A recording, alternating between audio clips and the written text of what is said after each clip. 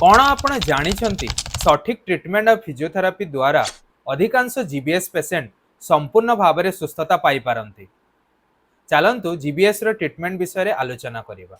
2019 रो एक स्टडी अनुसार जदि पेशेंट को 10 मीटर रु भी कम इंडिपेंडेंटली चलिबारे असुविधा होउथाय, वीकनेस जोटा कि धीरे धीरे बढ़ी जाउथाय, स्वालोइंग डिफिकल्टी जदि पेशेंट को किछि खाद्य गिलिबा किंबा ढोकिबारे असुविधा होउथाय, सीवियर ऑटोनोमिक डिस्फंक्शन पेशेंट रो जदि हार्ट रेट किंबा बीपी तीव्र गति रे बढ़ी जाउथाय किंबा कम ही जाउथाय, रेस्पिरेटरी इनसफिशिएंसी पेशेंट रो respiratory muscles mainly diaphragm muscles जदि वीक हो जाए और पेशेंट को निश्वास प्रश्वास नेबा को असुविधा होता है ताहले इमिडिएटली पेशेंट को हॉस्पिटल रे एडमिट करबा दरकार।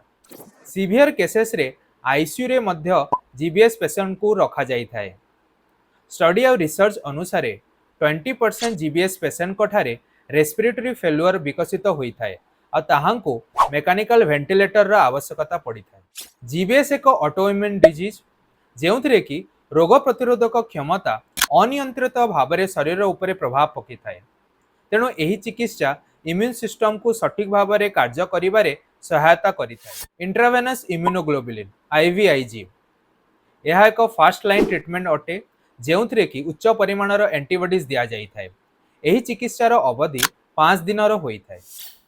प्लाज्मा फेरेसिस प्लाज्मा एक्सचेंज बा प्लेक्स यही प्रक्रिया माध्यम रोगींकर रक्तरु हानिकारक एंटीबॉडीज को अपसारण करा जाए।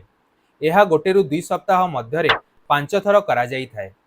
सिम्पटम्स आरंभ हेबार 4 सप्ताह मध्य यही प्रक्रिया आरंभ करने श्रेष्ठ बोली कहा जाई थाए। जीबीएस केसेस रे पेन हेबा अति साधारण, जेमिति कि नर्व रिलेटेड पेन जोटा को आमे न्यूरोपैथिक पेन मध्य कहि थाउ। डॉक्टर्स माइल्ड पेन किंबा साधारण पेन पाई एनएसएड्स और एसिटोमिनोफेन प्रेस्क्राइब करी था। न्यूरोपैथिक पेन पाई गाबापेंटिन, प्रेगाब्लिन, एमिट्रिप्टिलिन और डिलोक्सेटिन दिया जाय था। सीवियर केसेस रे आवश्यक पड़िले ओपियोइड्स मध्य दिया जाय था।